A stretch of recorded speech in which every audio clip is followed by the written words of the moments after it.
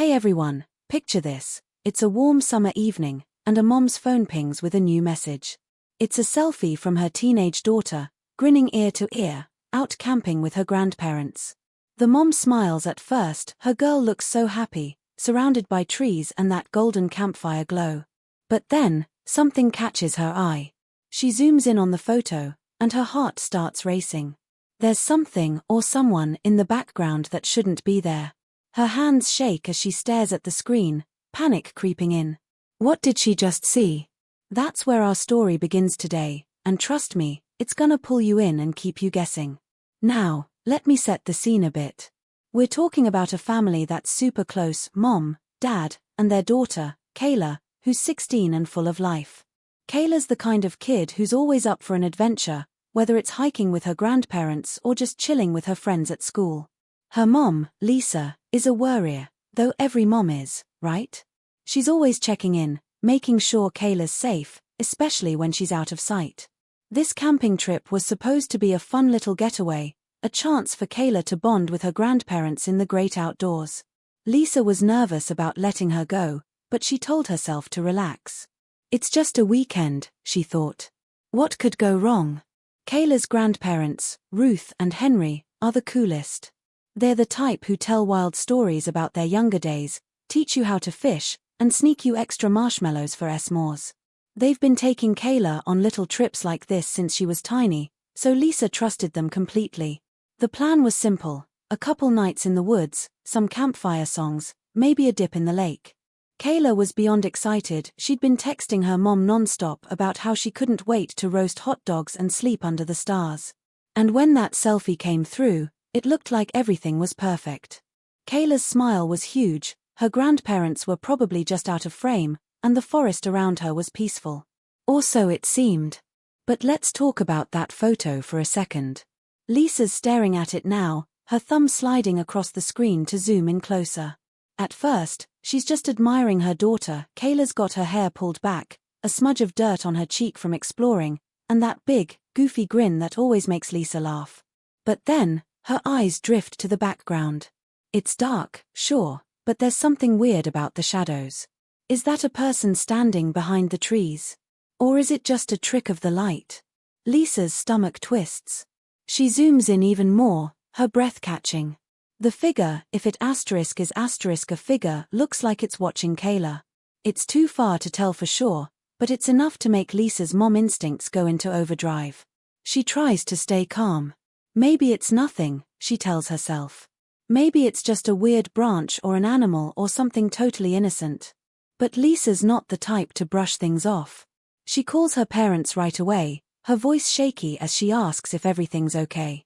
Ruth picks up, sounding cheerful as ever, saying they're all fine, just getting ready for bed. Kayla's in the tent, Henry's putting out the fire, everything's normal. But Lisa can't shake the feeling that something's off. She asks Ruth to check on Kayla, just to be sure. There's a pause on the other end, and then Ruth laughs, saying, "Lisa, you worry too much. She's right here." But Lisa's not convinced.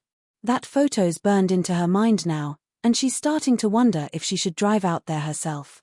Let's rewind a bit, though, because there's another story I need to tell you, and it's just as gripping. This one's about a kid named Marcus, a 17-year-old who's just trying to get through his day. Marcus is on a crowded bus, heading home from school, when he notices a pregnant woman struggling to stand. She's got that tired look, one hand on her belly, the other gripping the railing. Without a second thought, Marcus stands up and offers her his seat. It's a small thing, right? Just a kid being kind. But what happens next changes everything. The woman smiles at him, grateful, and settles into the seat. Marcus doesn't think much of it, he's just glad she's not swaying with the bus anymore. But as he's about to get off at his stop, she reaches out and hands him a folded piece of paper. "Read this later," she says, her voice soft but serious. Marcus is confused, but he takes it, stuffing it into his pocket. He's not sure what to make of her. There's something about her eyes, like she knows something he doesn't. He nods, says a quick thanks, and steps off the bus, the note burning a hole in his pocket. Now, Marcus isn't the kind of guy who gets caught up in drama. He's quiet, keeps to himself, and mostly spends his time helping out at home or studying. His mom's always telling him he's got a good heart, but he just shrugs it off. So when he gets home and finally pulls out that note, he's not expecting much. Maybe it's just a thank you, he thinks, or some random flyer she's passing out. But as he unfolds it, his jaw drops. The words on that paper aren't just a thank you, there's something else entirely. Something that could turn his whole life upside down. Back to Lisa for a moment. She's still staring at her phone, debating whether to call the police or just jump in the car and race to the campsite. Her parents keep saying everything's fine, but that photo's got her spiraling. She starts thinking about all the things she's heard on the news, people disappearing in the woods, strange encounters, things no one can explain. Her mind's running wild, and every second feels like it's stretching out forever. She texts Kayla, hoping for a quick reply, but there's nothing. Just silence. And that silence is louder than anything else. Meanwhile, Marcus is sitting on his bed, the note in his hands. He's read it 3 times now, and he still can't believe it. He wants to tell someone, his mom, his best friend, anybody, but the note's got him second-guessing everything. Should he follow what it says?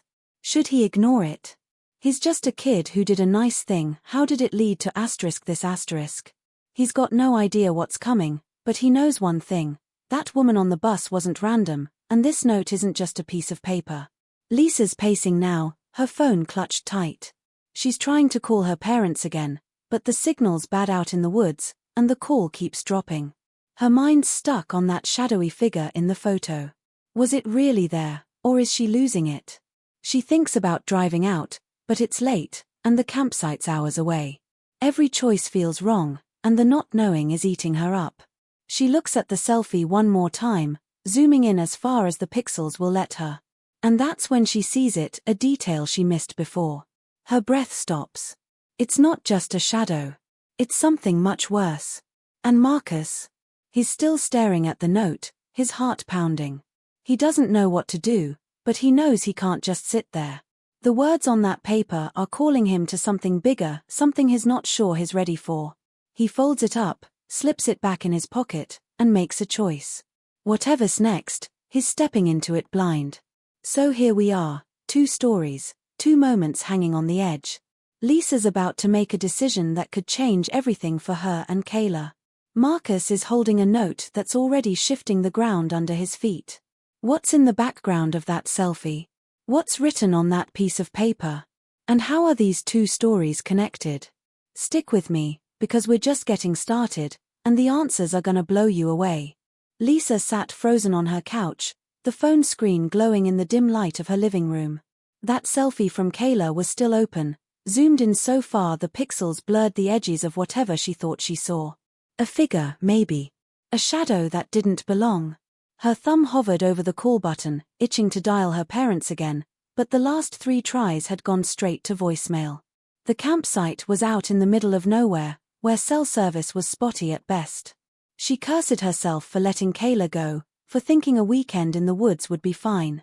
Her eyes flicked to the clock, 11:47 p.m. Too late to drive out there now, but too early to call the police without sounding like she was overreacting. Still, that image gnawed at her, like a splinter she couldn't pull out. She leaned back, closing her eyes for a second, trying to piece together the day. Kayla had been so excited that morning, bouncing around the kitchen with her backpack half-zipped, stuffing in extra socks and her favorite hoodie. "Mom, chill," she'd said when Lisa started fussing about bug spray and sunscreen. "Grandpa's got everything under control. It's just camping." Lisa had laughed then, brushing it off, but now those words felt like a taunt. She opened her eyes and scrolled through her texts with Kayla, looking for clues. The last one was from earlier that evening, before the selfie, having the best time. "Grandpa's telling ghost stories LOL. Nothing weird, nothing off.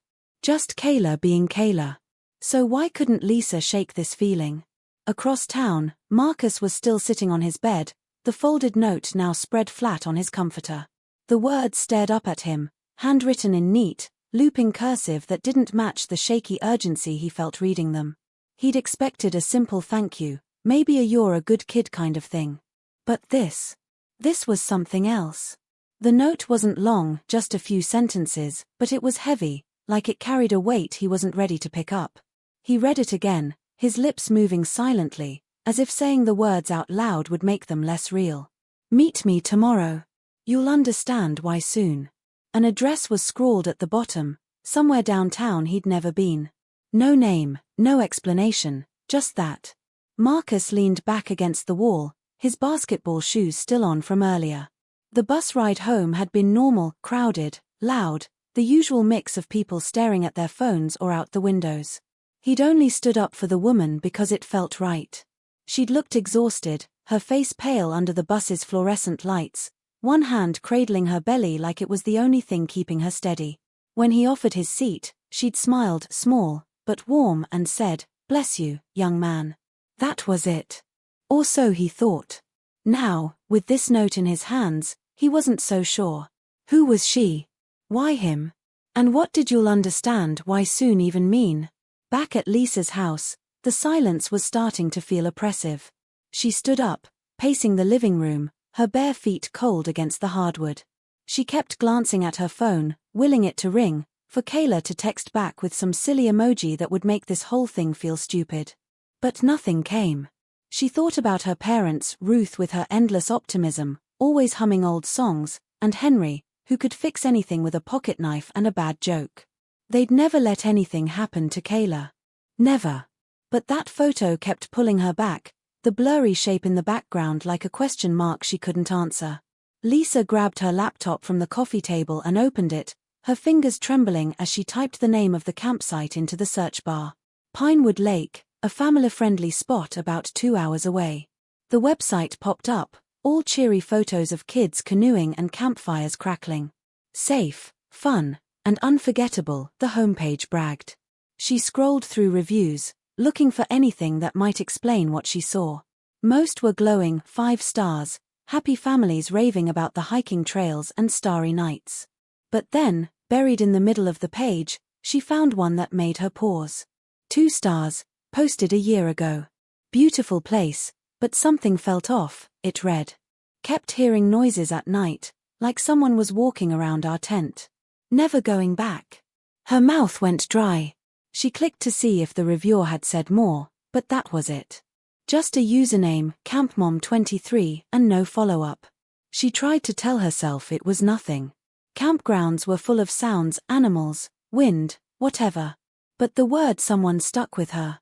She opened a new tab and typed Pinewood Lake incidents, her heart thudding. A few news articles came up, mostly about minor stuff: a lost hiker who turned up fine, a campfire that got out of control. Nothing serious. Nothing that screamed danger. Still, she kept scrolling, chasing a gut feeling she couldn't name. Marcus, meanwhile, had slipped the note under his pillow, like hiding it would make it less real. He got up and peeked out his bedroom window, the street outside quiet except for a stray cat darting across the road. His mom was still at work, pulling a late shift at the hospital, so the house was empty. He thought about texting her about the note, but what would he even say? "Hey, Mom, some lady on the bus gave me a weird letter." She'd probably tell him to throw it out and go to bed. Besides, he didn't want to worry her, she had enough on her plate. He wandered into the kitchen, grabbing a glass of water, his mind still on the woman from the bus. She hadn't looked like anyone special, just a regular person, maybe in her 30s, with tired eyes and a plain grey coat. But there was something about the way she'd handed him the note, like she'd been waiting for him specifically. He shook his head, trying to laugh it off. This wasn't a movie. People didn't just hand out mysterious notes to random kids. Maybe she was just being nice, and he was reading too much into it. But as he sipped his water, he couldn't stop picturing her face, the way her fingers had brushed his when she passed him the paper. Lisa was back on her phone now, scrolling through Kayla's social media for anything recent. Her daughter wasn't big on posting, but she'd shared a story earlier that day, a quick video of her and Henry trying to pitch the tent, both of them laughing as it collapsed. Lisa watched it on loop, searching the background for anything strange. The woods looked normal, just trees and dirt and sunlight filtering through. No shadows, no figures. She let out a shaky breath, telling herself she was being paranoid. But then she remembered something Kayla had said a few days ago, almost in passing. Grandpa said the campsite's got some old stories. Like, creepy ones. Lisa had brushed it off then. Henry loved his tall tales, but now she wished she'd asked more. She texted her best friend, Sarah, hoping for a reality check. Hey, you awake? Got a weird vibe about Kayla's camping trip. Sarah replied almost instantly, what's up? She okay? Lisa hesitated, her thumbs hovering over the keyboard. How could she explain without sounding unhinged? She sent a selfie, but there's something in the background. Probably nothing, but I'm freaking out. Sarah's response was quick, send me the pic. I'll look. Lisa forwarded it, her stomach twisting as she waited. A minute later, Sarah texted back, it's blurry, but yeah, that shadow's kinda weird. You call her yet? Lisa's heart sank. Even Sarah saw it. She tried calling her parents again, but the call wouldn't connect. She pictured them at the campsite, Ruth probably asleep in her sleeping bag, Henry snoring loud enough to scare the birds. Kayla would be curled up with her phone, maybe sneaking a few texts before bed. They were fine. They had to be. But Lisa couldn't stop imagining worst-case scenarios, someone lurking in the woods, watching their tent, waiting. She grabbed her car keys, then set them down. Driving out there in the middle of the night was crazy, right? Or was staying here crazier? Marcus was back in his room, lying on his bed, staring at the ceiling. The note was still under his pillow, and he could feel it there, like it was radiating heat. He thought about the address at the bottom. Downtown, near the old library, a part of town he didn't go to much. What would happen if he showed up? Would the woman be there, waiting? Or was it some kind of trick? He'd seen enough news stories about scams to know better than to trust random strangers. But this didn't feel like a scam. It felt personal. He rolled over, grabbing his phone to distract himself. He scrolled through his messages, half hoping one of his friends had texted something dumb to pull him out of this spiral. Nothing. He opened a group chat and typed, "Yo, ever get a weird note from someone you don't know?" then deleted it before sending. He didn't want to explain, not yet. Instead, he searched the address from the note online, just to see what came up. A coffee shop popped up first, someplace called the Daily Grind. Reviews said it was quiet, kind of artsy, with good lattes. Nothing sketchy. But that didn't mean anything, did it? Lisa was back at her laptop, digging deeper into Pinewood Lake. She'd found a forum now, one of those old-school ones where campers swapped stories. Most of the threads were about fishing tips or the best spots for stargazing, but one caught her eye. Anyone else see weird stuff at Pinewood? She clicked, her pulse picking up. The original post was from 2 years ago, someone claiming they'd seen a guy in the woods who didn't look like a camper. He was just standing there, watching us, the poster wrote. No gear, no flashlight, nothing. Creeped me out. A few replies brushed it off, probably a hiker, they said, but others chimed in with their own stories. Footsteps at night. Shadows moving between trees.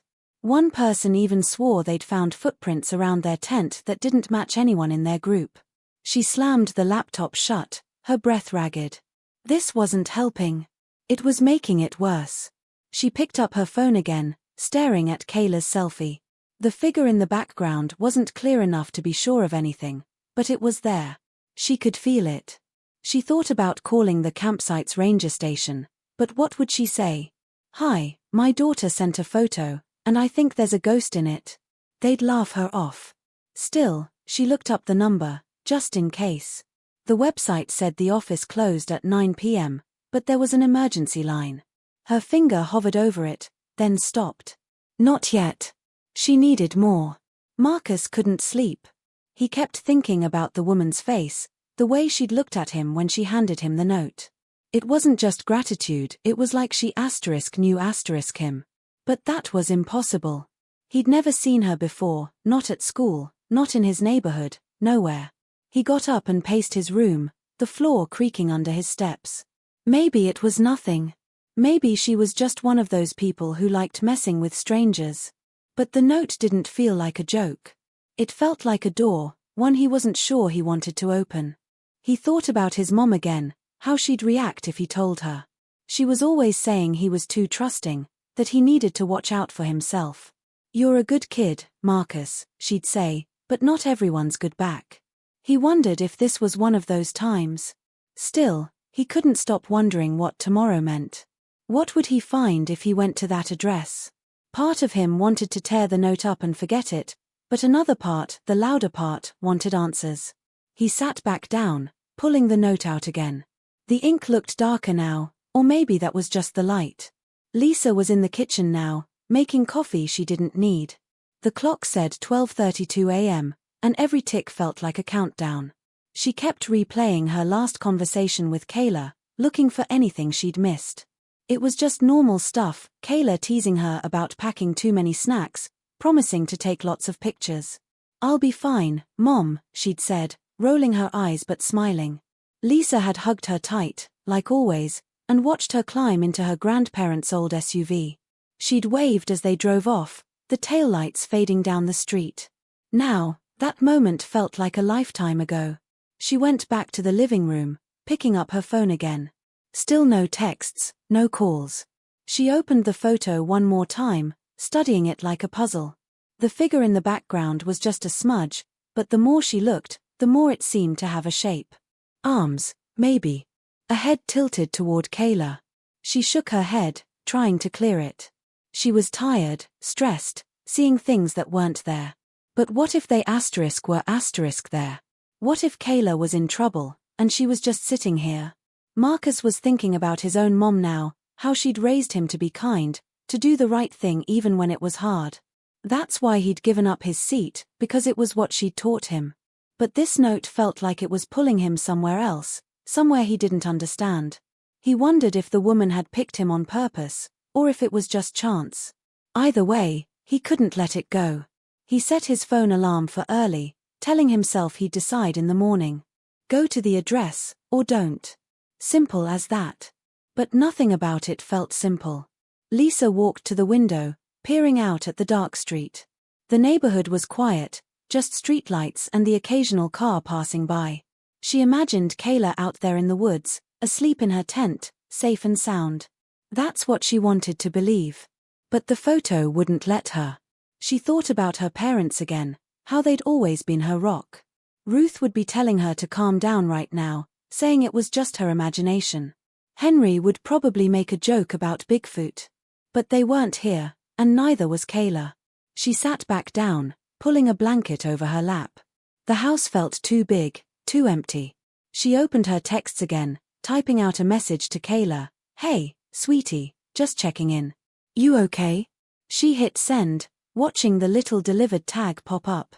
No reply. She waited, counting the seconds, then the minutes. Nothing.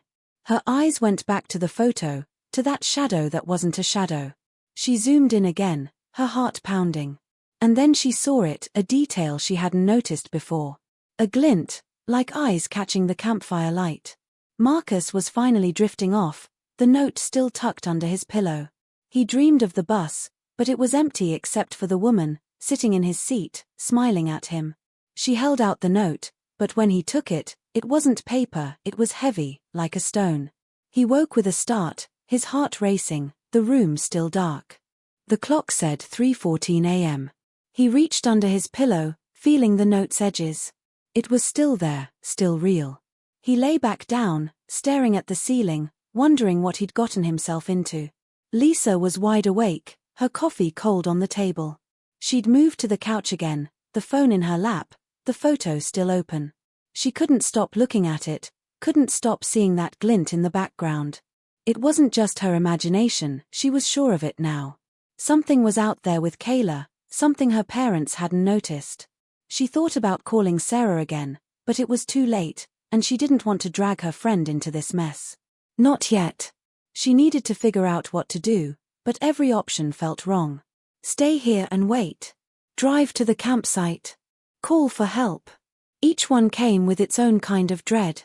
She stood up, pacing again, her mind racing. She thought about Kayla's smile in the selfie, so bright and carefree. That's what she was holding on to, that her daughter was okay, that this was all a misunderstanding. But the glint in the photo kept pulling her back, like a warning she couldn't ignore. She grabbed her keys again, her hands shaking. Maybe driving out there wasn't so crazy. Maybe it was the only thing that made sense. She looked at the clock, 3:30 a.m. The road would be empty, the campsite quiet. She could be there by dawn. Marcus was up now, sitting on the edge of his bed. Sleep wasn't happening, not with that note sitting there like a challenge. He pulled it out again, reading it one more time. "Meet me tomorrow. You'll understand why soon." He traced the address with his finger, picturing the coffee shop. Maybe it was nothing. Maybe it was everything. He didn't know, but he knew he couldn't stay here wondering. He'd go, he decided. Just to see. Just to know. He set the note on his nightstand and lay back down, his mind still spinning. Lisa was at the front door now, her keys in one hand, her phone in the other. She opened the photo one last time, zooming in on that glint. It wasn't just light, it was something watching, something waiting. She didn't know what, but she knew she couldn't wait anymore. She stepped outside, the night air cold against her skin. The car was in the driveway, ready to take her to Kayla. She didn't know what she'd find at the campsite, but she knew she had to go. The photo was her only clue, and it was screaming at her to move. Lisa's car engine hummed softly as she pulled out of the driveway, the headlights cutting through the pre-dawn darkness.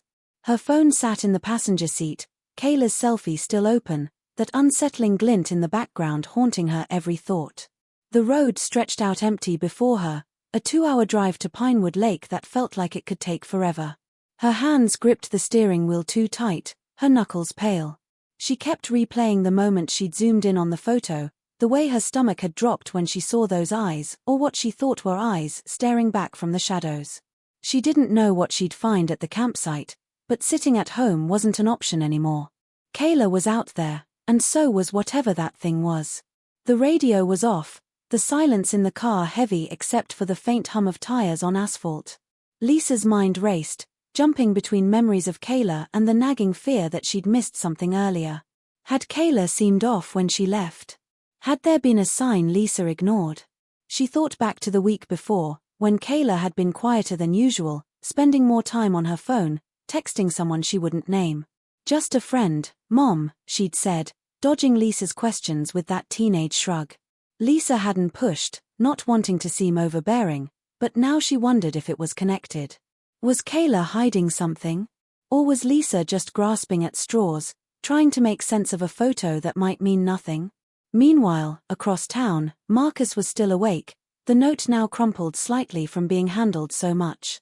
He'd moved to the living room, sitting on the couch with the TV on low, some late-night infomercial droning in the background. The address on the note, 47, Harper Street, the daily grind, was burned into his brain. He'd looked it up again on his phone, zooming in on the map until he could picture the street corner. It wasn't far, maybe a 20-minute bus ride, but it felt like a different world. He kept asking himself why he was even considering going. He wasn't the kind of guy who chased mysteries. He went to school, helped his mom with groceries, played pickup basketball with his friends. Simple stuff. So why was this note pulling at him so hard? He thought about the woman on the bus again, trying to piece together every detail. Her grey coat, the way her hair was tucked behind her ears, the slight tremble in her hand when she gave him the note. She hadn't said much, but her eyes had locked onto his, like she was searching for something. Marcus wondered if he'd reminded her of someone, maybe a son, a nephew, someone from her past. Or maybe it was bigger than that. He pulled his hoodie tighter around him, the house too quiet without his mom's usual bustle. She'd be home soon, probably tired and cranky from her shift, and he'd have to decide whether to tell her. Part of him wanted to, but another part, a stubborn, curious part, wanted to figure this out on his own. Back on the road, Lisa's eyes flicked to her phone every few minutes, half expecting a text from Kayla or her parents. Nothing. She'd tried calling the campsite's emergency line before she left, but it rang and rang, no answer. That didn't help her nerves. She pictured Kayla in her tent, curled up in her sleeping bag, oblivious to whatever was out there. Ruth and Henry were probably snoring away, their old camping lantern flickering out. Lisa trusted them, she always had, but they weren't exactly spring chickens anymore. What if something happened, and they couldn't handle it? What if that shadow in the photo wasn't just a trick of the light? She passed a sign for Pinewood Lake, 78 miles to go. The road was starting to twist now, winding through hills that blocked the stars. Her mind drifted to a memory of Kayla as a little girl, maybe 6 or 7, on her first camping trip with her grandparents. She'd come home with a scraped knee and a huge grin, babbling about catching fireflies and learning to skip rocks. Lisa had laughed, kissing the top of her head, thinking how lucky Kayla was to have Ruth and Henry. Now, that memory felt sharp, like it was cutting her. She pressed her foot harder on the gas, the car picking up speed. She didn't care if she got there before dawn, she just needed to see her daughter. Marcus got up from the couch, restless, and wandered to the kitchen. He grabbed a bag of chips, more to keep his hands busy than because he was hungry. The note was still on the coffee table, folded neatly now, like it was waiting for him to make a move. He thought about his best friend, Jay, who'd laugh and call this whole thing a prank. Some ladies probably just bored, man, he'd say, tossing a basketball at him. But Jay wasn't here, and Marcus couldn't shake the feeling that this wasn't a joke. He sat back down, opening his phone to search the coffee shop again. This time, he dug a little deeper, clicking through photos on its website. Cozy tables, chalkboard menus, baristas smiling. Nothing weird. But one picture caught his eye, a bulletin board in the corner, covered in flyers and notes. Was that where the woman wanted to meet him? Or was he overthinking it? Lisa's car hit a bump, jolting her back to the present.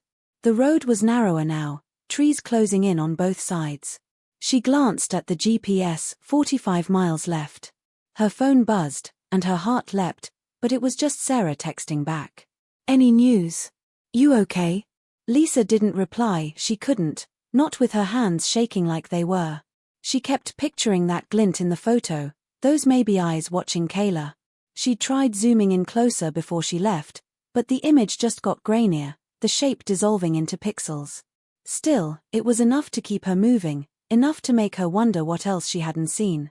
She thought about her parents again, trying to anchor herself in something solid. Ruth was the planner, always packing extra batteries and a first aid kit just in case. Henry was the storyteller, spinning tales about the woods that made Kayla's eyes go wide. But they weren't perfect. Ruth's knees weren't what they used to be, and Henry's hearing was spotty. Lisa hated thinking it, but what if they'd missed something? What if they hadn't noticed someone or something lurking nearby? She shook her head, trying to focus on the road.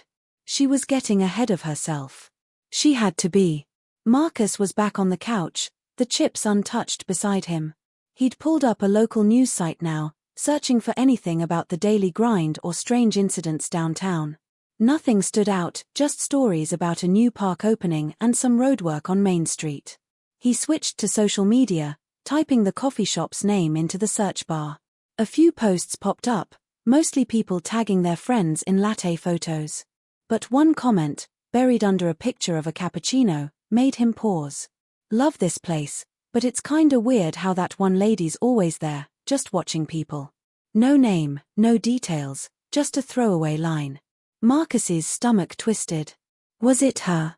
He leaned back, rubbing his eyes. It was almost 4 a.m., and his mom would be home any minute. He needed to sleep, but his brain wouldn't shut off. He kept imagining showing up at the coffee shop, the woman waiting for him with that same intense look. What would she say? What did she want? He thought about his life, school, his part-time job at the corner store, saving up for a car. It wasn't perfect, but it was his. This note felt like it could pull him somewhere else, somewhere he wasn't ready for. But ignoring it didn't feel right either. Lisa's car climbed a hill, the headlights catching a deer that darted across the road. She slammed on the brakes, her heart pounding, the seatbelt digging into her chest. The deer vanished into the trees, and she sat there for a second, catching her breath. Her phone was still silent, no texts, no calls. She checked the signal, one bar, flickering in and out. Great. She thought about turning back, but she was too far now, too close to Kayla. She eased her foot back on the gas, the car creeping forward. The woods felt alive around her, branches swaying in the wind, shadows shifting just out of sight. She remembered a conversation with Henry a few weeks ago, when he'd been planning the camping trip. Pinewood's got history, he'd said, his eyes twinkling like he was about to launch into one of his stories. Old logging town, some say it's haunted. Lisa had rolled her eyes, telling him to stop scaring Kayla. But Kayla had leaned in, grinning, begging for details. Henry had laughed, saying it was just folklore tales of lost workers, strange lights in the trees. Lisa hadn't thought much of it then, but now those words felt heavier. What if there was truth to them? What if Kayla had stumbled into something no one could explain? Marcus heard the front door creak open, his mom's keys jingling as she stepped inside. "You still up?" she called, her voice tired but warm. He stuffed the note into his pocket, not ready to explain. "Yeah, just couldn't sleep," he said, forcing a smile as she walked into the living room. She looked at him, her nurse's scrubs wrinkled, her eyes narrowing like she could tell something was off. "Everything okay?" she asked, dropping her bag on the floor. Marcus nodded, but his hand stayed in his pocket, the note's edges pressing against his fingers. He wanted to tell her, really, he did, but the words wouldn't come. Not yet. Lisa was deep in the forest now, the road barely wide enough for her car. The GPS said 20 miles to go, but it felt like she was driving into nowhere. Her phone had no signal at all now, the screen blank except for Kayla's photo, still open from earlier. She kept glancing at it, that glint in the background pulling her like a magnet. She thought about her own childhood, camping with her parents, how safe she'd always felt. She wanted that for Kayla, those memories, that warmth. But now, all she could think about was getting to her, making sure she was okay. She passed a rusted sign for Pinewood Lake, half hidden by vines. The campsite was close, but the woods felt thicker, darker, like they were swallowing the road. She wondered what Kayla was doing right now, sleeping, hopefully, dreaming of s'mores and fireflies. But the photo wouldn't let her believe it. That shadow, that glint, it was something else, something watching. Lisa's hands tightened on the wheel, her breath shallow. She didn't know what she'd find at the campsite, but she knew she couldn't turn back. Marcus's mom was in the kitchen now, making tea, her voice floating out as she asked about his day. He answered in short bursts, his mind still on the note. He thought about the woman's words, "You'll understand why soon." What did that mean? Was it a promise? A warning? He pictured himself at the coffee shop, sitting across from her, hearing whatever she had to say. Part of him was scared, but part of him was curious, maybe even excited. He'd always played it safe, kept his head down. Maybe this was a chance to step out, to see what else was out there. Lisa's car rounded a bend, the campsite's entrance finally in sight. A wooden gate loomed ahead, closed but not locked, the ranger station dark beyond it.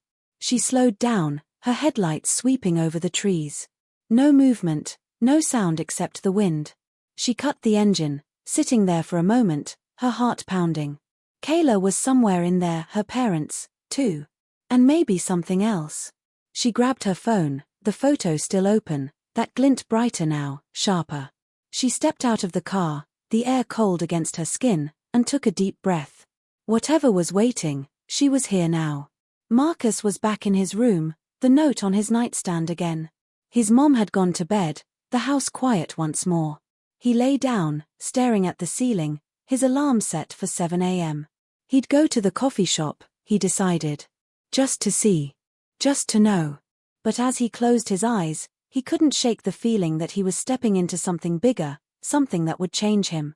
The note seemed to hum with possibility, or maybe danger. He didn't know which, but he'd find out soon enough. Lisa stood at the gate, her flashlight beam shaking in her hand. The campsite was silent, too silent, the kind of quiet that felt like it was holding its breath. She pushed the gate open, the creak loud enough to make her flinch. Her phone was useless now, no signal, no bars, but she kept it close, Kayla's photo her only guide. She started walking, the path crunching under her sneakers, her eyes scanning the darkness. Somewhere up ahead was her daughter, her parents, their tent.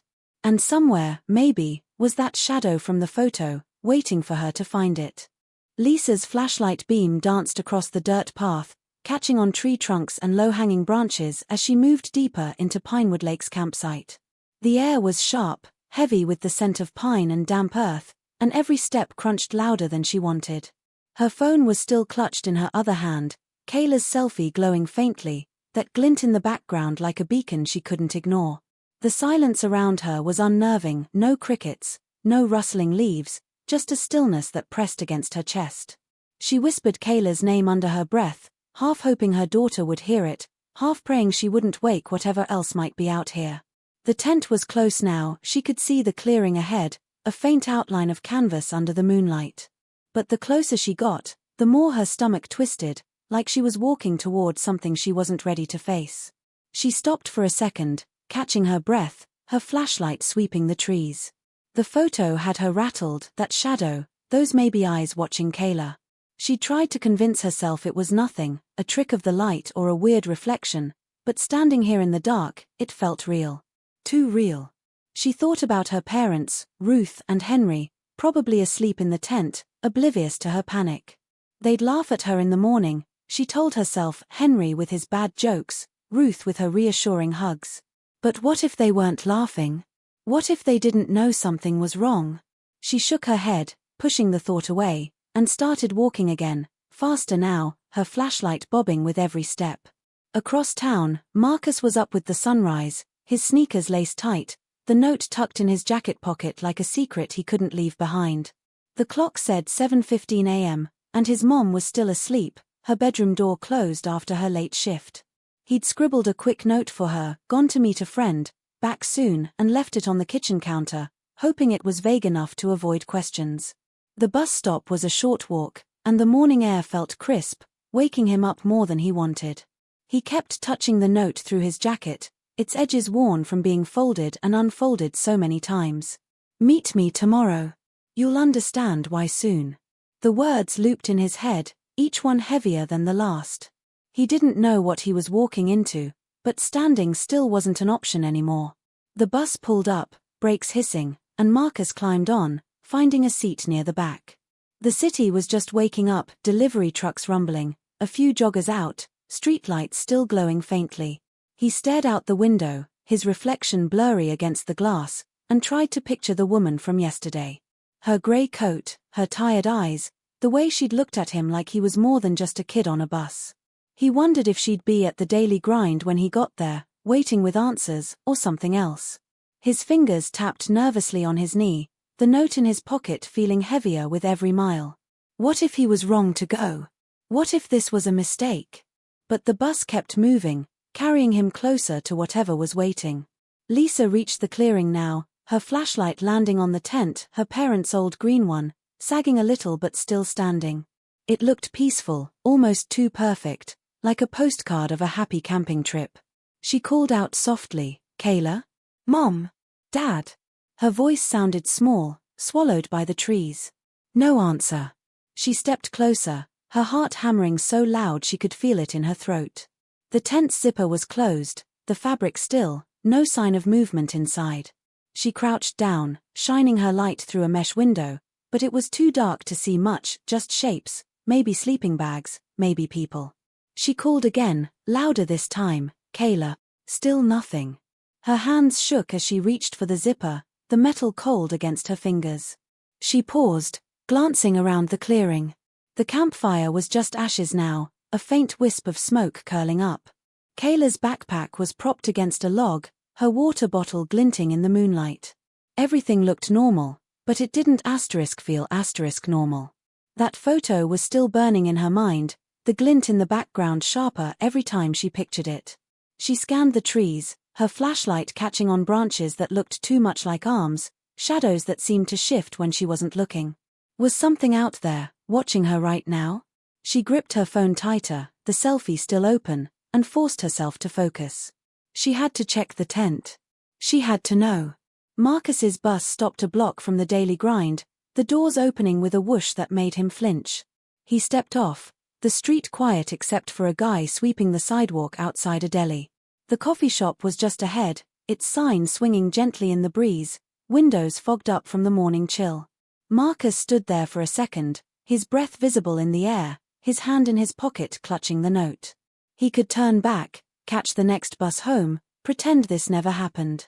But his feet moved anyway, pulling him toward the door. The bell above it jingled as he stepped inside, the smell of coffee hitting him like a warm wave. A few people were scattered around, two women chatting at a corner table, an older guy reading a newspaper, but no sign of her. Not yet. He ordered a hot chocolate, mostly to have something to hold, and sat near the window, his eyes flicking to the door every time it opened. The note was on the table now, unfolded, the address staring up at him like a challenge. He checked his phone, 7:45 a.m. Still early. Maybe she wouldn't show. Maybe this was all a weird mix-up, and he'd laugh about it with Jay later. But his gut told him otherwise. He sipped his drink, barely tasting it, and watched the street outside.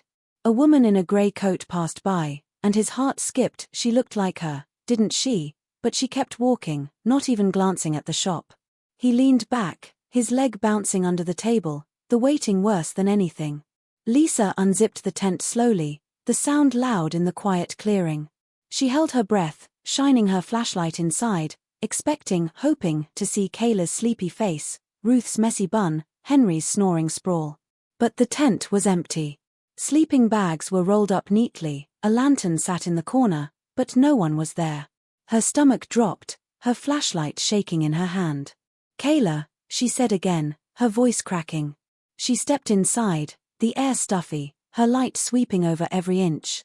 Nothing, no phones, no shoes, no sign of them. She stumbled back out, her chest tight, and scanned the clearing again. The backpack was still there, the water bottle, the ashes. But where were they? She ran to the edge of the trees, her flashlight darting between trunks, her voice louder now, desperate. "Kayla. Mom. Dad." The woods swallowed her words, giving nothing back. She fumbled with her phone, the selfie still open, that glint mocking her. She zoomed in again, her hands trembling, and noticed something new, a faint outline around the shadow, like a hand reaching toward Kayla. Her breath caught, her knees weak. Was this real? Was she losing it? She turned back to the tent, her light catching on something near the campfire, a scrap of fabric, torn, half buried in the dirt. It looked like Kayla's hoodie, the one she'd been wearing in the photo. Marcus was still at the coffee shop, his hot chocolate cold now, the note untouched on the table. The door jingled again, and this time, he looked up to see her, the woman from the bus, no question. Same grey coat, same tired eyes, though she seemed different today, more alert, like she'd been waiting for this moment. She spotted him and walked over, her steps deliberate, no smile this time. Marcus's mouth went dry, his hand closing over the note like it could protect him. She slid into the seat across from him, her hands folded on the table, and said, "You came." Her voice was soft, but it carried a weight that made his skin prickle. He nodded, unable to speak, his heart pounding like it wanted to escape. She leaned forward, her eyes searching his face, and for a moment, he thought she might cry. "I wasn't sure you would," she said, her fingers twitching like she wanted to reach for something, him, maybe, or the note. He swallowed, finding his voice. "What's this about? Why me?" She didn't answer right away, just looked at him, like she was seeing someone else in his place. Then she reached into her bag, pulling out a small envelope, plain white, no writing. "This is for you," she said, sliding it across the table. "But you need to hear me out first." Marcus stared at the envelope, his hand frozen, the coffee shop fading around him. Whatever was in there, he knew it would change everything. Lisa was on her knees now, digging at the dirt around the torn fabric, her flashlight propped against a rock. It was Kayla's hoodie. She recognized the logo, the frayed strings. Her fingers shook as she pulled it free, the fabric damp, smelling of earth and something metallic. She held it to her chest, her breath hitching, her mind screaming that this wasn't right, that Kayla wouldn't leave this behind. She stood, swinging her light across the clearing, shouting Kayla's name until her throat burned. The woods stayed silent, but she felt it now, a presence, like eyes on her back. She turned, her beam catching nothing but trees, but the feeling didn't leave. Something was out there, and it knew she was here. She stumbled toward the tent again, her flashlight flickering, low battery, great timing. She grabbed Kayla's backpack, rifling through it for anything, a phone, a note, a clue. Just snacks, a hairbrush, a folded map. She opened the map, her hands clumsy, and saw a red circle drawn around a spot labeled Old Mill. Henry's handwriting, sloppy but clear. Her heart raced. Had they gone there? Why? She remembered his stories about the mill, how it was abandoned, maybe haunted, a place kids dared each other to visit. Was Kayla there now? With that shadow from the photo? Marcus's hand hovered over the envelope, the woman's eyes still on him. Open it later, she said, her voice low, almost a whisper. After we talk. He wanted to grab it, rip it open, demand answers, but something in her tone stopped him. She leaned closer, her hands clasped tight, like she was holding herself together. You did something kind yesterday, she said. That's why I chose you. Marcus frowned, his voice shaky. Chose me for what? She didn't answer, just glanced at the door, like she was expecting someone else. The bell jingled again, and Marcus turned, his pulse spiking, but it was just a barista carrying a tray. When he looked back, the woman's face was pale, her lips tight. We don't have much time, she said, and he felt the world tilt under him. Lisa was running now, the map clutched in one hand, her flashlight flickering in the other. The path to the old mill was overgrown, branches snagging her jacket, but she didn't care. Kayla was out there, her parents, too, and she wasn't stopping until she found them. The woods felt alive now, every snap of a twig making her jump, every shadow looking like that figure from the photo. She tripped, catching herself on a tree, her flashlight dropping to the ground. It went out, leaving her in darkness, her breath loud in her ears. She fumbled for it, her fingers brushing something cold, smooth, not a rock, not a stick. She froze, her heart stopping, as a faint sound came from deeper in the woods, a voice, maybe, or just the wind. But it sounded like Kayla. Marcus was gripping the table now, the envelope untouched, the woman's words echoing in his head. You need to know something, she said, her voice barely above a whisper. About who you are. He stared at her, his mouth open, no words coming out. The coffee shop was too warm, too loud, the clink of cups and hum of voices drowning out his thoughts. He wanted to run, to stay, to understand. She reached for his hand, her fingers cold, and he didn't pull away. Listen to me, she said, her eyes locked on his. It's not an accident you're here. The door jingled again, and this time, her head snapped up, her face tightening. Marcus turned, seeing a man in a dark jacket step inside, his eyes scanning the room. The woman's grip on his hand tightened, and she whispered, "Don't trust him." Lisa was back on her feet, her flashlight dead, the map her only guide under the faint moonlight. The voice, or whatever it was, had stopped, but she kept moving, her sneakers sinking into the mud. The mill was close, its silhouette looming through the trees, jagged and broken like a skeleton. She called Kayla's name again, softer now, afraid of who else might hear. The air felt thicker here, heavier, like it was pushing her back. She reached the mill's entrance, a gaping hole where a door used to be, and stopped, her breath catching. Inside, something moved, a shadow, quick and low, gone before she could be sure. Her hand tightened on the map, Kayla's hoodie still tucked under her arm. She stepped forward, her voice trembling. Kayla. It's Mom. The darkness swallowed her words, and somewhere inside, a floorboard creaked. Lisa stood frozen at the entrance to the old mill, the darkness inside swallowing her whispered call for Kayla. The creak of the floorboard echoed in her ears, sharp and deliberate, like someone or something had shifted their weight. Her flashlight was useless now, dead in the mud somewhere behind her, and the faint moonlight barely reached past the broken doorway. Kayla's hoodie was still clutched under her arm, its damp fabric a reminder of how wrong this all felt. She wanted to run inside, to scream her daughter's name until she found her, but her legs wouldn't move. That shadow she'd seen, quick and low, was burned into her mind, too much like the one in Kayla's selfie. Her breath hitched as she strained to listen, catching a faint rustle from deeper in the mill, not wind, not leaves, but something alive. Then, a voice, so soft she almost missed it, murmured, "Mom?" Lisa's heart leapt, but before she could answer, a hand grabbed her arm from behind, yanking her back into the night. She spun, her scream caught in her throat, and found herself staring at Henry, his face pale under his old baseball cap. "Lisa, what the hell are you doing here?" he hissed, his voice low, his grip tight. Her relief crashed into confusion. Where was Kayla? Where was Ruth? She pulled free, her words tumbling out. "Dad, I saw something in Kayla's photo, a shadow, eyes, I don't know. The tent was empty, her hoodie was torn, and now I heard her in there. Henry's eyes widened, but there was something off about his expression, a flicker of fear she didn't expect. He glanced at the mill, then back at her, his voice dropping even lower. You shouldn't be here. It's not safe. Lisa's stomach twisted. Not safe. What did he know? Before she could press him, a faint light flickered inside the mill, like a candle being lit, and Henry's face went rigid. Stay here, he said, but Lisa was already moving, her fear for Kayla stronger than his warning. Across town, Marcus sat rigid in the coffee shop, the woman's cold hand still on his, her whispered words, "Don't trust him," ringing in his ears.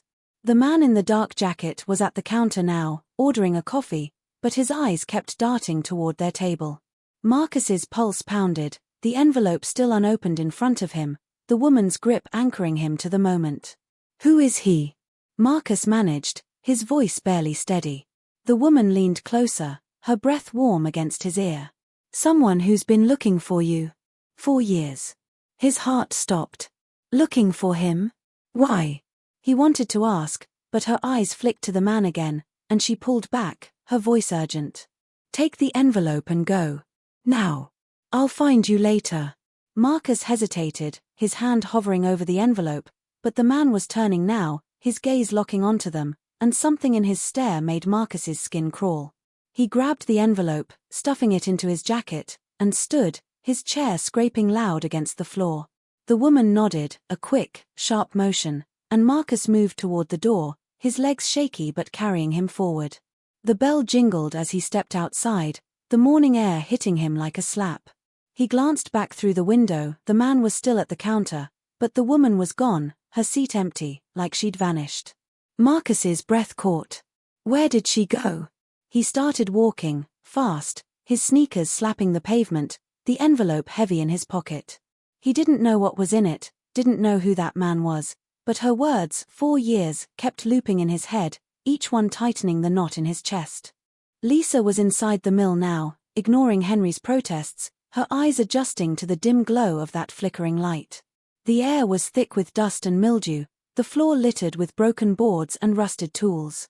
She called for Kayla again, her voice echoing off the walls, but no answer came. Henry was behind her, his steps heavy, muttering something she couldn't catch. The light was coming from deeper in, around a corner where the mill's old machinery loomed like ghosts.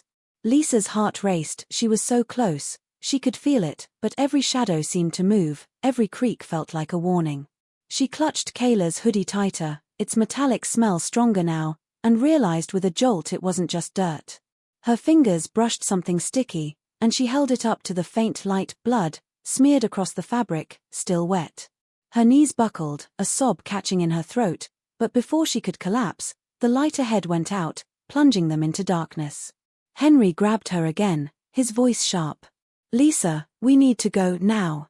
But she shook him off, her panic turning to fury. Where's Kayla? Where's Mom? What aren't you telling me? He didn't answer, just pulled her toward the entrance, his strength surprising her. She fought back, twisting free, and ran toward where the light had been, her hands out, feeling her way through the dark. Something brushed her arm, fabric, maybe, or skin, and she froze, her breath loud in the silence. Kayla, she whispered, praying it was her. A low hum started, like machinery waking up, and the floor vibrated under her feet. Henry's voice came from behind, desperate now. Lisa, it's not what you think. But before she could turn, a figure stepped into her path, tall and silent, its eyes catching the moonlight just like the glint in the photo.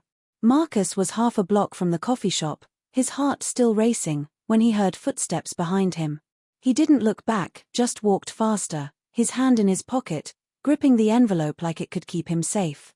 The street was busier now, people heading to work, but he felt exposed, like those eyes from the coffee shop were still on him. He ducked into an alley, his back against a brick wall, and pulled out the envelope, his fingers trembling. Just open it, he told himself. See what's inside. But before he could, his phone buzzed, a text from an unknown number. Don't open it yet.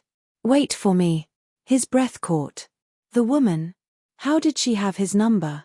He looked around, the alley empty, but the footsteps were closer now, steady and deliberate. He shoved the envelope back in his pocket and ran, his sneakers pounding, the city blurring around him. Lisa's scream echoed through the mill as the figure loomed closer, its face hidden in shadow, those glinting eyes fixed on her. She stumbled back, her hands up, Kayla's hoodie falling to the floor. "Who are you?" she choked out, her voice shaking. The figure didn't move, didn't speak, just stood there, the hum of the machinery louder now, vibrating through her bones. Henry was shouting something, his words lost in the noise, but Lisa couldn't look away from those eyes. They weren't human, not quite. She thought of the photo, the stories Henry told, the blood on Kayla's hoodie. Her mind screamed that this was it, the thing that had been watching her daughter, but where was Kayla? Where was Ruth? The figure took a step, its hand reaching out, and Lisa's vision blurred with tears, her body frozen, waiting for whatever came next. Marcus burst out of the alley, the street opening up in front of him, but the footsteps didn't stop. He glanced back, catching a glimpse of the man from the coffee shop, his dark jacket unmistakable, his pace unhurried but relentless. Marcus's lungs burned, his legs heavy, but he kept running, weaving through pedestrians, his mind racing. Who was this guy? What did he want? The woman's words, "looking for you," for years, felt like a trap now, one he'd walked right into. His phone buzzed again, another text, "Keep moving. I'm close." He didn't know if he could trust her, didn't know if the envelope was worth all this, but he couldn't stop now. He turned a corner, the city swallowing him, the man's shadow still trailing like a ghost. Lisa's back hit the mill's wall, the figure inches away, its hand hovering near her face. The hum was deafening, the air thick with something she couldn't name, fear, maybe, or something older. Henry was there now, pulling at her, his voice breaking through. "Lisa, it's not what it seems. We didn't know." Didn't know what? She wanted to scream, to fight, but those eyes held her, glinting with a purpose she didn't understand. Somewhere deeper in the mill, a door slammed, and a voice, Kayla's, unmistakable, cried out, "Mom, help." Lisa's fear shattered into action, her body lunging past the figure, toward her daughter's voice, the darkness closing in around her. Marcus was at a crosswalk now, cars honking, his chest heaving as he scanned the street. The man was gone, at least. He couldn't see him, but the feeling of being watched hadn't left. His phone was silent, the woman's text stopped, the envelope still sealed in his pocket. He thought about throwing it away, ending this whole thing, but something stopped him. Her words, her eyes, the way she'd said "who you are."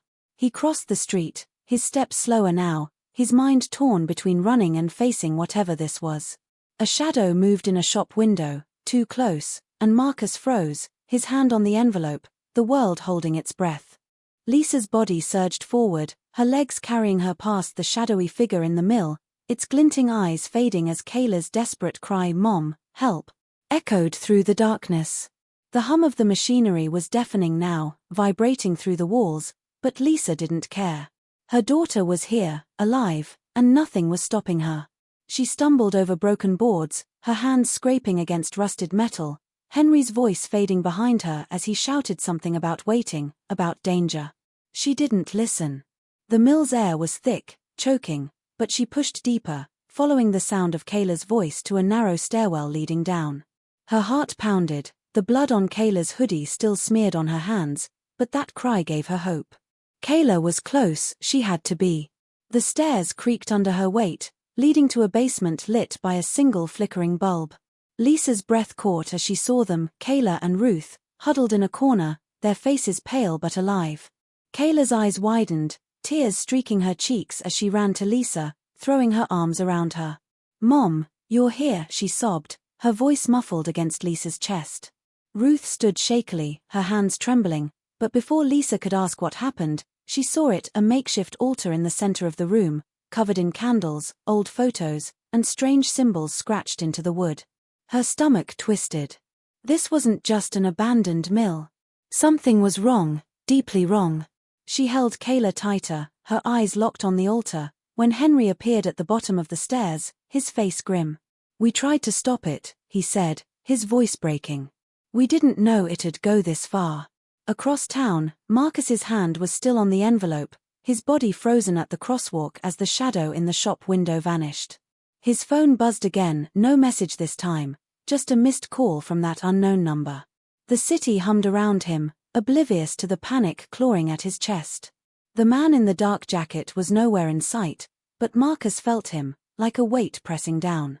He started walking again, faster, his sneakers slapping the pavement, the envelope's edges digging into his palm.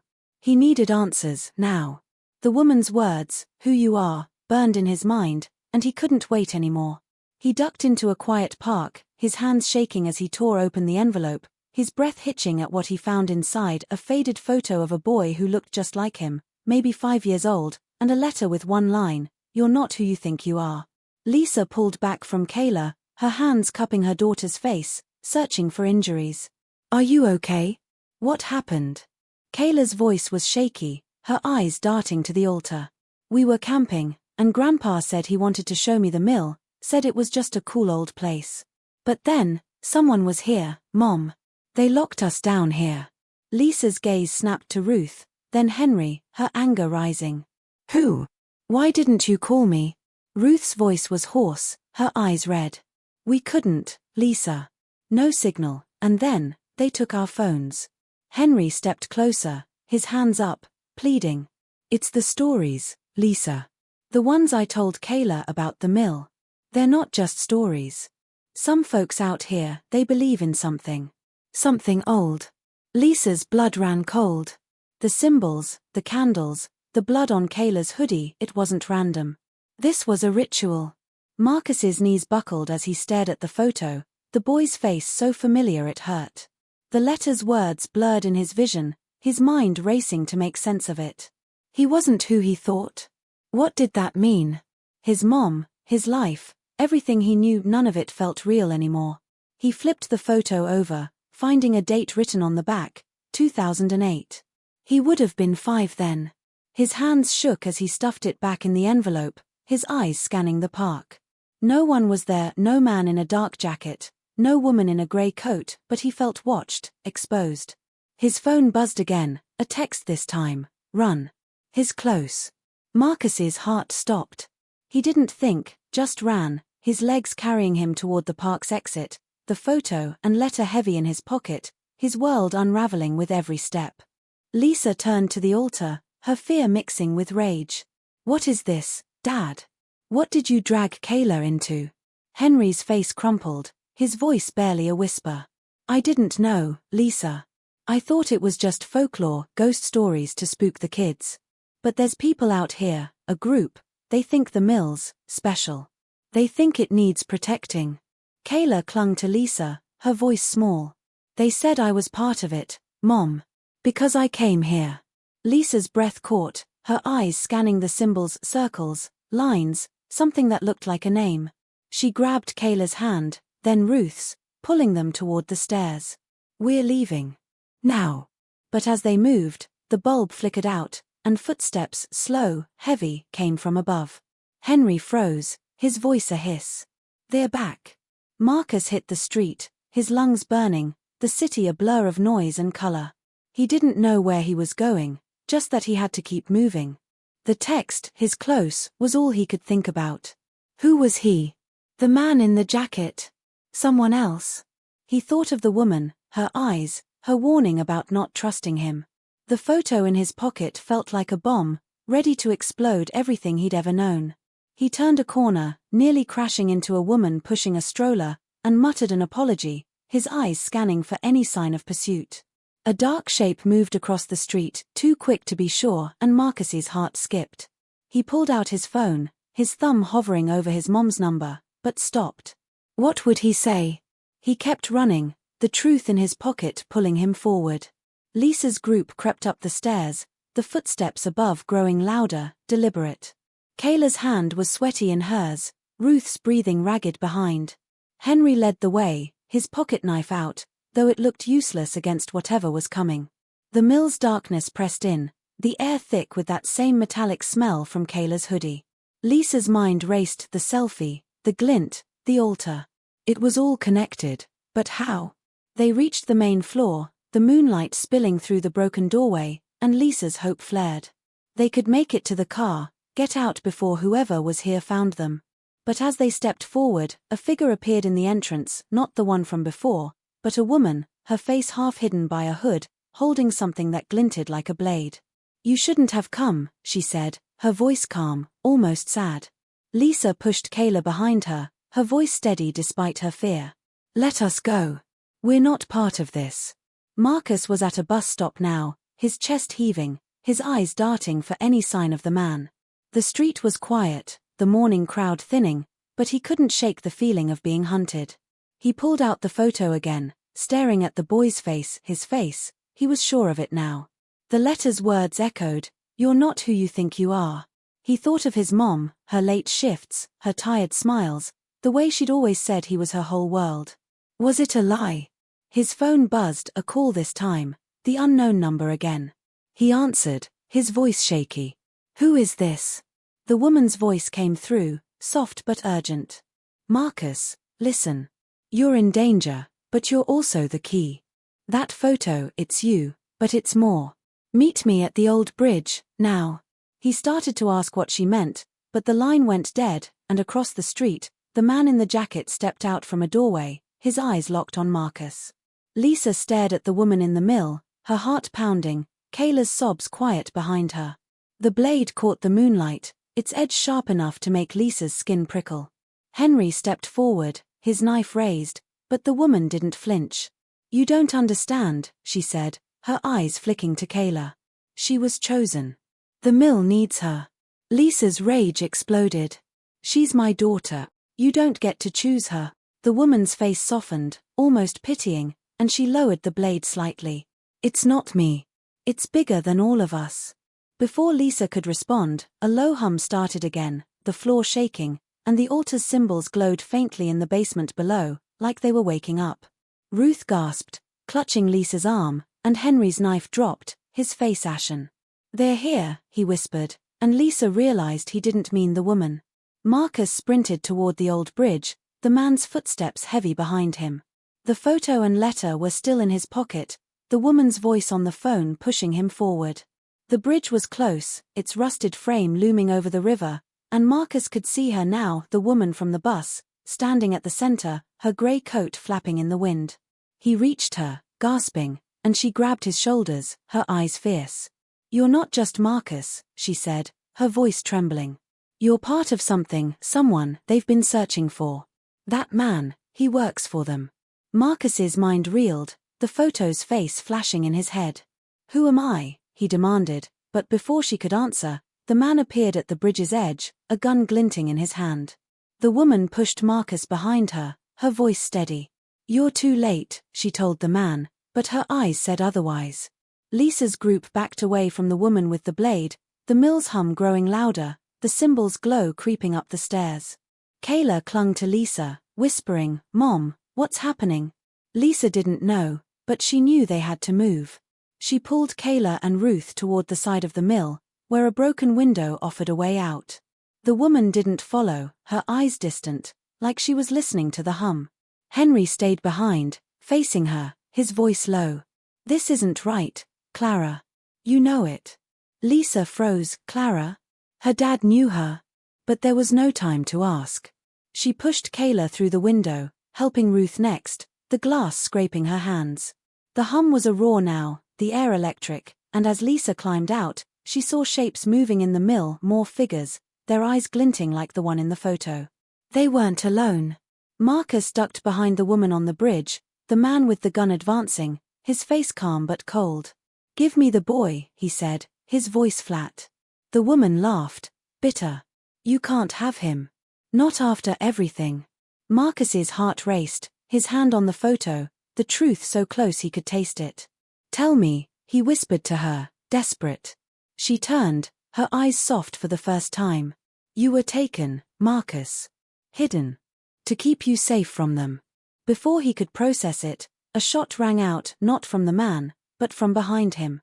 He fell, blood pooling, and Marcus spun to see another figure, a woman, older, her face familiar in a way that stopped his breath. The woman in the grey coat gasped, "No," and Marcus realized the truth wasn't just in the photo. It was her, the new woman, stepping forward, her gun still raised, her eyes locked on him like he was her whole world. Lisa and her family stumbled into the woods, the mill's hum fading but the glinting eyes still in her mind.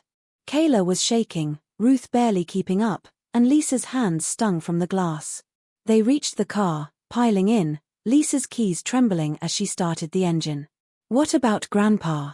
Kayla cried, but Lisa didn't answer, she couldn't. The mill was alive behind them, its windows glowing now, and she floored the gas, the tires spinning on dirt. They were safe, they had to be, but as they sped away, Lisa glanced at Kayla's hoodie, still in her lap. A small carving fell out, a symbol, like the ones on the altar, etched with her initials. Her blood ran cold. This wasn't over. Marcus stood on the bridge, the older woman's gun lowering, her face crumpling as she looked at him. "Marcus," she said, her voice breaking. "I'm your mother." The woman in the grey coat stepped back, tears in her eyes, and Marcus's world shattered. His mom, the one at home, wasn't his mom. The photo, the letter, the chase, it all clicked, but not enough. The man was dead, but sirens wailed in the distance, and the older woman reached for him, her hand trembling. "We have to go," she said, but Marcus couldn't move, the envelope falling to the ground, the boy's face staring up at him. His face. Her face. And somewhere, deep down, a memory stirred her voice, singing to him, years ago, before everything changed. The car's engine roared as Lisa sped away from Pinewood Lake, the mill's eerie glow fading in the rearview mirror.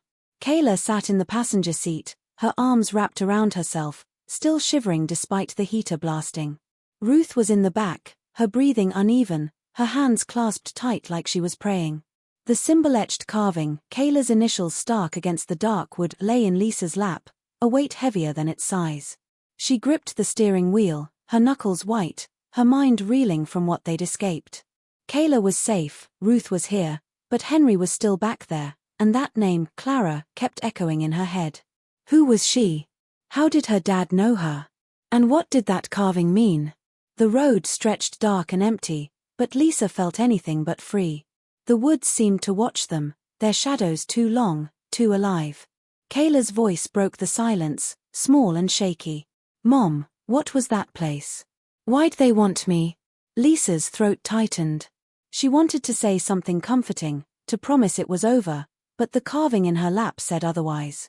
"I don't know, sweetie," she admitted, her voice soft. "But you're with me now. That's what matters." Kayla nodded, but her eyes stayed on the window, watching the trees blur past. Lisa glanced at Ruth in the mirror, hoping for answers, but her mom's face was drawn, her lips pressed thin. "Mom," Lisa said, sharper than she meant. "What did Dad mean? About not knowing it'd go that far?" Ruth's eyes met hers, then dropped. "Later, Lisa," she whispered. "Please." Lisa's stomach twisted, but she didn't push, not yet. They needed to get home, to feel safe, before she could unravel whatever Henry had left behind. Across town, Marcus stood rooted to the old bridge, the woman claiming to be his mother just steps away, her gun now at her side, her eyes wet with tears. The woman in the grey coat, Ellen, she'd said her name was, stood back, her face a mix of relief and pain. The man in the dark jacket lay dead at the bridge's edge, blood pooling under him, and the distant sirens were getting louder. Marcus's hand shook, the envelope and photo scattered on the ground, the boy's face, his face, staring up from 2008. "You're my mother," he said again, his voice cracking, the words too big to fit in his head. The woman, Grace, she'd called herself, nodded, stepping closer, her hand reaching for him. "I never stopped looking for you," she said, her voice breaking. "They took you, Marcus. To keep you from me." His mind spun, memories of his mom, the one at home, with her tired smiles and late shifts, clashing with this stranger's face, her voice stirring something deep, like a song he'd forgotten. Ellen spoke now, her words rushed. "We don't have time, Grace. They'll be here soon." Marcus's eyes flicked to the body, then the photo, then Grace. "Who's they? What's happening?" Grace's face hardened, but her hand stayed soft on his arm. "People who wanted you for what you represent. A symbol, a hope. I'll explain everything, I promise, but we have to move."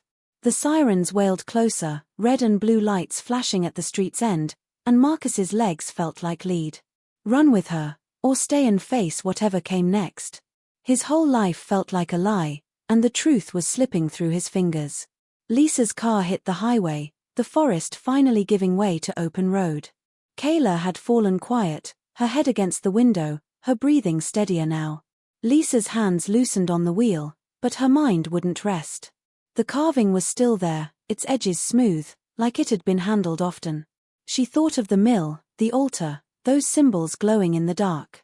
Henry's words, "It's not what you think," played on repeat, and Clara's face, half hidden by that hood, lingered like a ghost.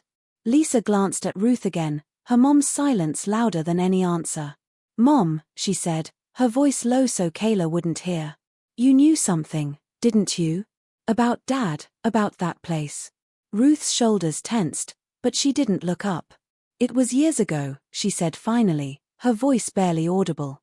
"Stories he heard, people he met. We thought it was harmless." Lisa's chest tightened. Harmless? Kayla had been locked in a basement, blood on her hoodie, symbols carved with her name. "Harmless doesn't do this," she snapped, her voice shaking. Ruth's eyes met hers in the mirror, red and tired. Henry got curious, Lisa. Too curious. He found people, locals, who believed the mill was special. Said it held power, something tied to the land. He didn't believe it, not really, but he kept going back. For the stories. Lisa's breath caught. Stories. The ones he'd told Kayla, the ones that drew her to the mill. "And Clara?" she asked, her voice sharp. Ruth hesitated, then whispered, "She was one of them. A believer." He thought she was just eccentric until tonight. Lisa's hands shook, the carving burning in her lap. Her dad hadn't just stumbled into this. He'd been part of it. Marcus ran with Grace and Ellen, the bridge fading behind them as they slipped into an alley, the sirens screaming past. His lungs burned, the photo and letter still in his pocket, their weight pulling at him. Grace's hand was firm on his wrist, guiding him through narrow streets, Ellen close behind, her eyes scanning for trouble. "Where are we going?" Marcus gasped, his voice rough. Grace didn't slow, her voice steady despite their pace. "Somewhere safe. Away from them." He wanted to stop, to demand the whole story, but the fear in her eyes, the same fear he'd seen in Ellen's, kept him moving. The man's body flashed in his mind, the gun, the blood. Whoever they weren't playing games. They ducked into an old warehouse, its windows boarded, the air thick with dust. Grace finally stopped, her breath heavy, and turned to Marcus, her face softer now. "I know this is too much," she said, her hand on his shoulder. "But you're my son. I lost you when you were 5, taken by people who thought you were important. A child born under certain stars," they said. Marcus's head spun, the letter's words, "You're not who you think you are," ringing true. He pulled out the photo, his voice shaking. "This is me, isn't it?" Grace nodded, tears spilling. "I took it the day before they came. I've carried it ever since." Ellen stepped forward, her voice gentle.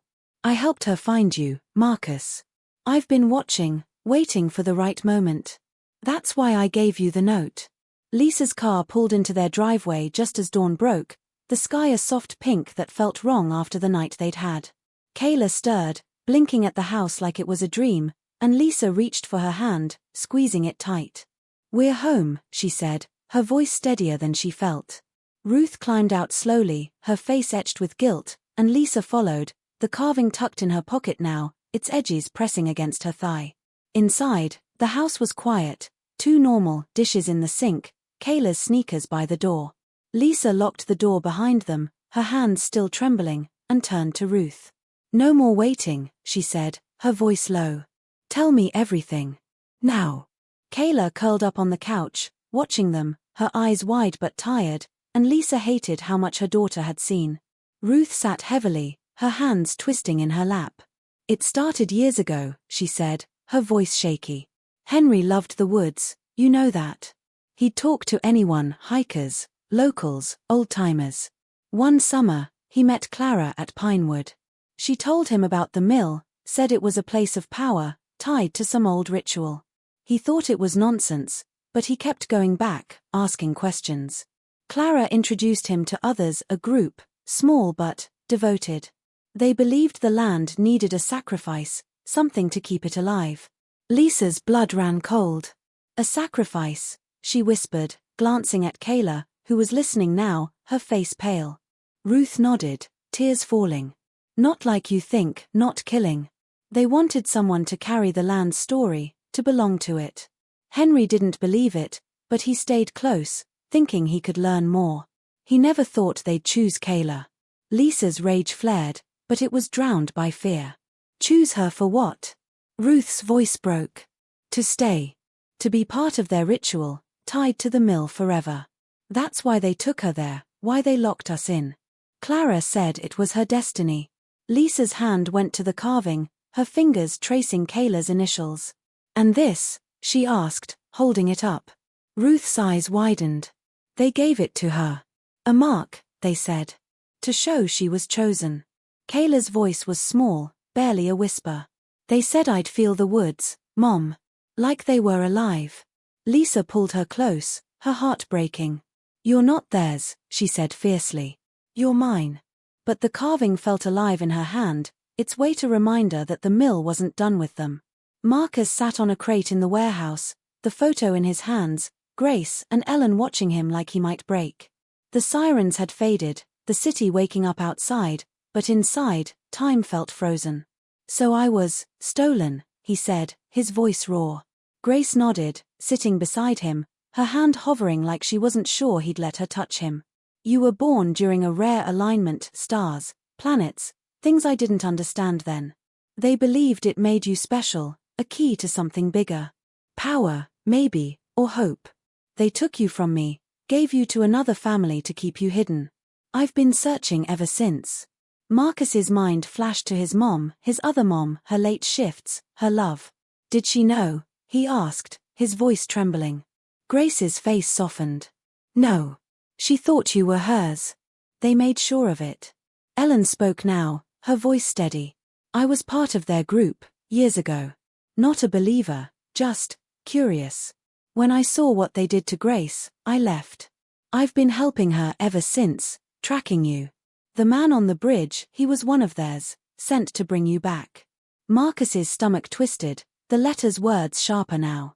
Back for what? Ellen hesitated, then said, they think you can finish what they started. A ritual, tied to you, to something they've been building for years. Marcus's hand closed over the photo, his face, his younger self, staring back. And if I don't? Grace's voice was fierce. You don't have to. You're my son, not their symbol. We'll keep you safe. But her eyes flicked to the warehouse door, like she knew safety was a promise she couldn't keep. Lisa was in the kitchen now, making tea, her hands moving on autopilot while Kayla showered upstairs. Ruth sat at the table, the carving between them, its symbols catching the morning light. Lisa's phone was charging, no new messages, no word from Henry. She'd called the police on the drive home, reporting the mill, Clara, everything, but they'd sounded skeptical, promising to check. She didn't trust them to find her dad or to understand what they'd walked into. Mom, she said, setting a mug in front of Ruth. What happens now? If they think Kayla's theirs, will they come for her? Ruth's hands shook as she took the mug, her voice low. I don't know, Lisa. Henry said they'd never hurt her, that it was about belonging, not harm. But after last night, she trailed off, her eyes on the carving, and Lisa knew she was thinking of Clara's blade, the glowing symbols, those glinting eyes. Kayla came downstairs, her hair wet, her face cleaner but still drawn. She sat next to Lisa, her hand finding her mom's. I'm sorry, she whispered. I shouldn't have gone to the mill. Lisa's heart ached, and she pulled Kayla close. This isn't your fault, sweetie. None of it. She looked at Ruth, her voice firm. We need to find Dad. And we need to make sure they can't come after her again. Ruth nodded, but her eyes were distant, like she was seeing Henry in that mill, facing Clara alone. Lisa's phone buzzed, a text from Sarah. You okay? Heard about Pinewood on the news. Lisa's breath caught. The news. She opened her phone, searching, and found it, a local report about a disturbance at the mill, police on scene, no details yet. Her hands shook as she typed back, "We're home. Call me later." But her eyes stayed on the carving, its initials a quiet threat. Marcus was walking now, Grace and Ellen flanking him, the warehouse behind them as they moved through the city's back streets. The photo was in his pocket, the letter too, but he hadn't looked at them again, not yet. Grace's story was still sinking in, her voice filling the gaps as they walked. "I found you through Ellen," she said, her eyes on the ground. She'd been watching the group, saw you with the woman who raised you. We waited, planned, until we could reach you without them knowing. Marcus's throat tightened. "Why now?" Grace's face was grim. They were closing in. That man, he wasn't alone. They've been tracking you, waiting for the right time. Marcus's mind flashed to the note, Ellen's handwriting, the coffee shop. "The right time for what?" he asked, his voice sharp. Ellen answered, her voice low. "An event. Something they've been preparing for years. You're the last piece." They stopped at a small motel, its neon sign flickering, and Grace paid for a room in cash, her movements quick, practiced. Inside, Marcus sat on the bed, his hands clasped, the weight of everything crushing him. "So I'm supposed to just run? Forever?" Grace knelt in front of him, her eyes fierce. "No. We fight. We end this. But first, you need to know who you are." She pulled a necklace from her pocket, a small pendant carved with a symbol, a circle, lines branching out, like the one in his letter. "This was yours," she said, pressing it into his hand. "Before they took you." Marcus's fingers closed around it, the metal warm, and for the first time, he felt a spark of something, memory, maybe, or truth. But the motel window rattled, a shadow passing outside, and Ellen's hand went to her pocket, her face tight. "They're here," she whispered. Lisa was on the phone with the police now, her voice steady as she gave them everything, Clara's name, the altar, Henry's absence. Kayla was upstairs, asleep finally, and Ruth was pacing, her guilt a heavy cloud. The officer promised to follow up, said they'd found items at the mill but no suspects yet. Lisa hung up, her eyes on the carving, now on the kitchen counter.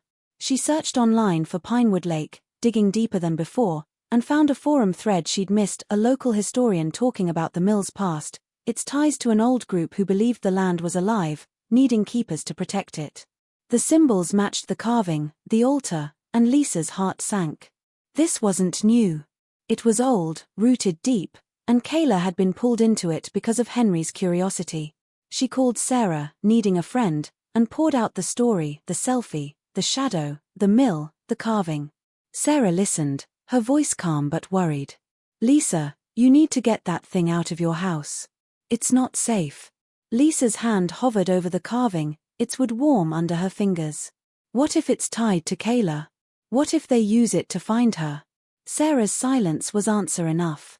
Lisa wrapped the carving in a dish towel, tucking it into a drawer, but it didn't feel like enough. The news played in the background, a reporter at Pinewood now, talking about unexplained artifacts and a missing camper, Henry, she knew. Her chest ached, but she couldn't cry, not yet.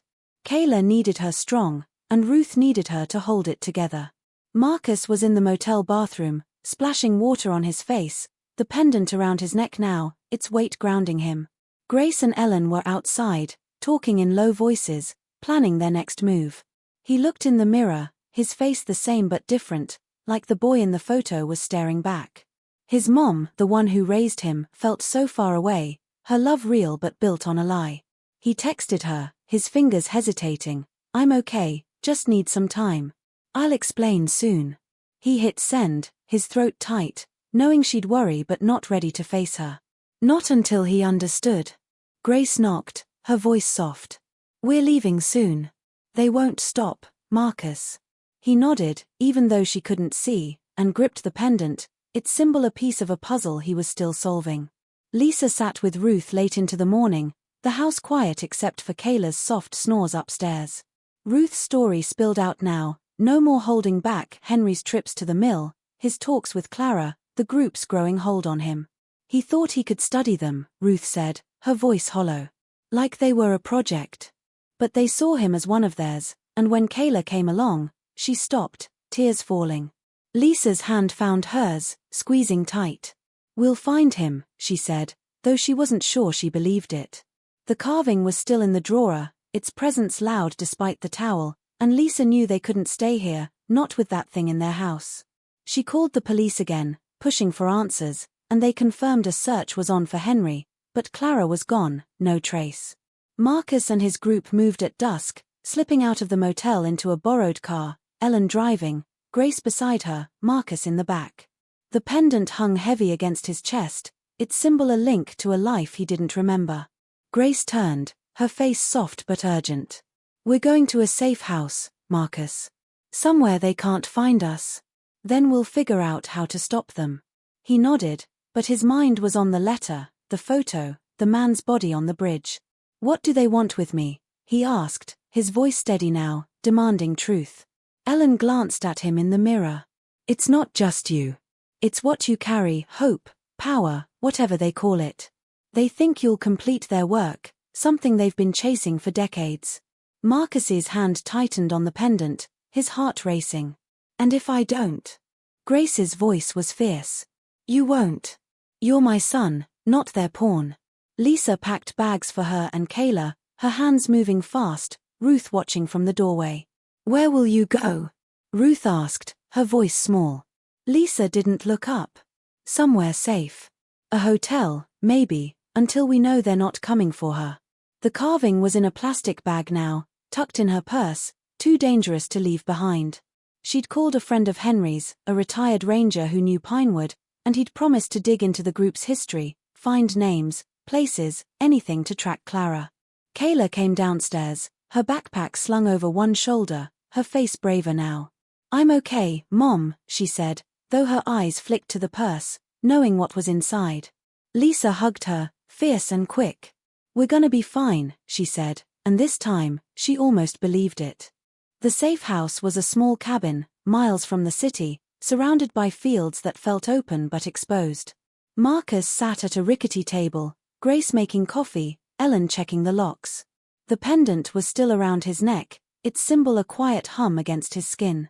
He'd read the letter again, its one line, "You're not who you think you are," less a mystery now, more a truth he was starting to accept. Grace sat across from him, her hands wrapped around a mug. "I know it's hard," she said, her voice soft. "But you're here now. With me." Marcus nodded, his throat tight. "What about her? The woman who raised me?" Grace's face softened. "She loved you, Marcus. That's real. We'll find a way to tell her, when it's safe." He wanted to believe her, but the pendant felt heavy, like it carried more than just memory. Lisa and Kayla checked into a motel, its neon sign buzzing outside their window. Ruth stayed behind, insisting she'd wait for news about Henry, her guilt too heavy to leave. Lisa tucked the carving into the room's safe, its symbols hidden but not forgotten. Kayla sat on the bed, scrolling her phone, her face brighter now, like distance from the mill had lifted something. "Can we go home soon?" she asked, her voice hopeful. Lisa smiled, brushing a strand of hair from her face. "Soon," she said, though she wasn't sure. The ranger friend called later, his voice grim. Clara's group had been around for decades, small but stubborn, tied to old land rights no one fully understood. "They're scattered now," he said. "Police spooked them. But they don't forget." Lisa's hand went to the safe, her heart heavy. She'd protect Kayla, no matter what. Marcus spent days at the cabin, learning Grace, her laugh, her habits, the way she hummed when she cooked. Ellen taught him to spot tails, to move quiet, skills he hoped he'd never need. The pendant stayed on, its symbol a bridge to his past, and he started to feel it, her love, his real mom, the one who'd never stopped searching. He called his other mom, finally, his voice shaking as he told her he was safe, needed time, would explain soon. She cried, her love pouring through the phone, and Marcus promised himself he'd see her again, when the danger passed. Ellen got word the group was quiet, licking their wounds after the bridge, but Marcus knew better than to relax. The pendant was a reminder they'd come for him, one day. Lisa and Kayla moved to a new town, a fresh start, the carving destroyed, burned in a fire pit behind the motel, its ashes scattered. The police found Henry, alive but shaken, hiding in the woods, Clara's group gone underground. He came home to Ruth, his stories silenced now, his guilt a shadow he'd carry forever. Lisa watched Kayla bloom again, laughing with new friends, her eyes free of that mill's darkness. But at night, Lisa checked the locks, her dreams filled with glinting eyes, symbols glowing. She'd saved her daughter, but the woods had left their mark, a whisper she'd never fully shake. Marcus visited Grace's old house, months later, the pendant still around his neck. It was small, cluttered with photos of him, as a boy, with her smile. He met his other mom, too, her hug fierce, her questions gentle. They cried together, piecing love from truth, and Marcus felt whole, like the boy in the photo had finally come home. Ellen stayed close, her warnings softer now, the group a distant threat. Marcus walked the city sometimes, the pendant warm against his chest, and wondered what he'd carried, what hope, what power. He didn't know, but he knew he was enough, just as he was. Lisa stood on her new porch, Kayla's laughter drifting from inside, a sound that healed her every time. The mill was a memory, Clara a ghost, but the lesson stayed, love was stronger than any ritual, any symbol. She looked at the stars, their light steady, and felt Henry's regret, Ruth's strength, Kayla's courage. They'd survived, and that was everything. The woods might whisper, but Lisa's heart was louder, her daughter's hand in hers a promise that no shadow could break.